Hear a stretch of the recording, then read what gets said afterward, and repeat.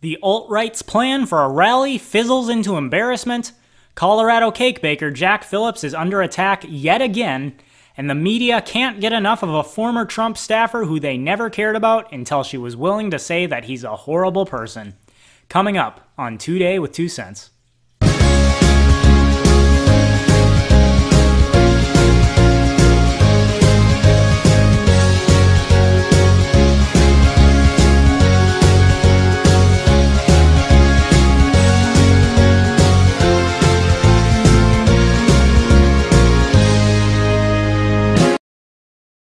Hello everyone, and welcome back to Today with 2 Cents, wrapping up your weekly news.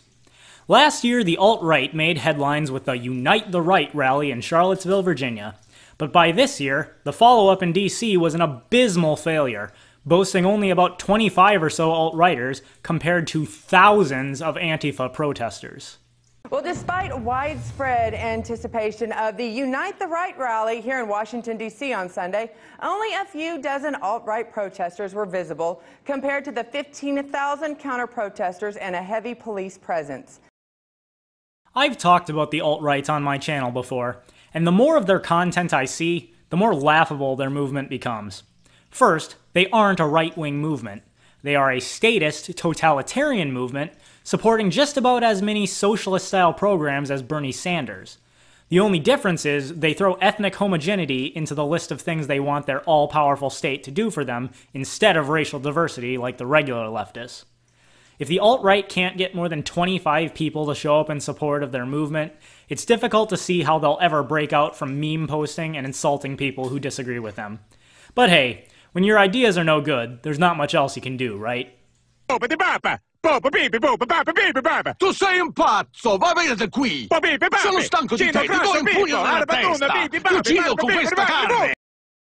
Remember Jack Phillips, the Christian baker who refused to bake a wedding cake for a gay couple on grounds that his business reserved the right to refuse to make custom orders that he found objectionable or were against his moral and religious beliefs?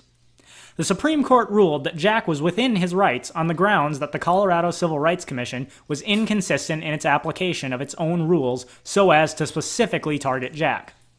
While I was disappointed that the ruling didn't get more specific about Jack's right to freedom of speech and freedom of association, it appears Colorado didn't learn their lesson. They're coming after him again for refusing to bake a cake celebrating a transgender transition. The Colorado baker, whose refusal to bake a wedding cake for a young gay couple, citing religious beliefs, and made it all the way to the Supreme Court, is suing the state again. Now Masterpiece Cakeshop owner Jack Phillips' attorneys are challenging a decision by Colorado's Civil Rights Commission, which found that Phillips was discriminatory in declining to bake a cake celebrating a gender transition last year. According to the lawsuit, Phillips justified his refusal with a belief that the status of being male or female is given by God, is biologically determined, and is not determined by preconceptions or feelings, and cannot be chosen or changed. On June 28th, the Rights Division found that Autumn Scardina, the Denver area attorney who requested the cake last year, was discriminated against on her transgender status. Phillips names Rights Division Director Aubrey Elenis, Governor John Heckenlooper, and State Attorney General Cynthia Kaufman as defendants in the suit. Along with calling for a reversal of the ruling, Phillips, who is being represented by attorneys for Alliance Defending Freedom, is seeking at least $100,000 in punitive damages from Elenis. Are you kidding me? Normally I'd say we should simply let Jack run his business as he sees fit, and let his transgender customer find one of 1,000 other bakeries that is willing to bake the cake. But this is ridiculous. This is clearly a coordinated attack against Jack's business involving Colorado public officials, and therefore I say he absolutely has the right to countersue them. The beauty of the free market is that you can boycott businesses you don't like, but that's not enough for the left. You better provide a custom order for me, or I'll see your business destroyed by the force of government. Hey Jack, I'll take a cake that says, leftists are retards. Can you make one of those for me? Happy 6th birthday, Timmy? Uh-oh, they must have mixed him up. Nice crank, you dirty little bastard. Sorry, I'll take that. Here's your cake. I ate a great deal of it. Have you heard of Omarosa Manigault-Newman? I hadn't either. But she's a former member of the Trump team who has secret recordings that expose the president. Or so we're told. Donald Trump talks about everyone behind their backs. On this moment before Charlottesville, the anniversary of Charlottesville, instead of talking about how to unify the nation, he actually insulted me by calling me a lowlife. I better not go any further.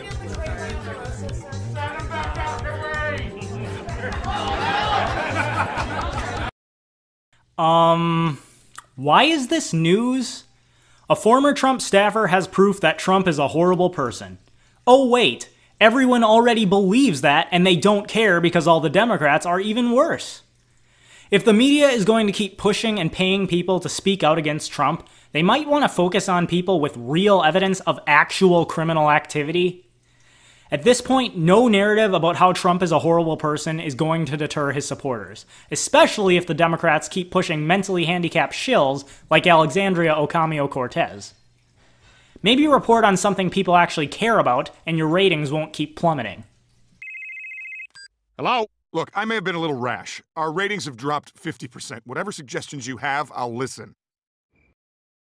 I'm including this next story, not so much because I have any evidence that it's accurate, but that it's believable given all the recent censorship of InfoWars. Millie Weaver recently released a video saying that InfoWars has evidence that a false flag attack against mainstream media outlets will be happening soon, in an effort to blame President Trump, InfoWars, and others for allegedly inciting violence against the media and justifying further censorship. There's chatter in the intelligence community that it would be something along the scale of a chemical attack, a biological attack. It's going to be a way to attack Trump, attack free speech on the internet. People like InfoWars Alex Jones would have some bit of finger pointing that the left could try to do and leftist media could try to do.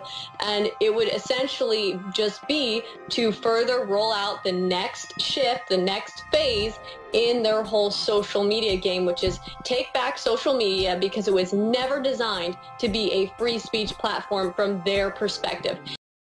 As I said, I'm not in a position to confirm or deny whether or not there is any credible intelligence that this will actually occur, but it's not outside the realm of possibilities. Powerfully placed leftists would absolutely be willing to go to this length to justify the further targeting of dissenting opinions. If there is an attack against mainstream media that we're told is propagated by right-wing incitement to violence, just remember, August 17th, 2018, Millie Weaver predicted that this would happen. Allah! Oh, no!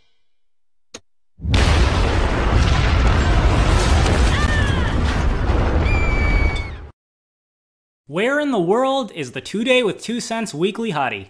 Drumroll, please. This week's weekly hottie hails from Her Majesty's doorstep. Check out this clothing haul by model Lauren Alexis.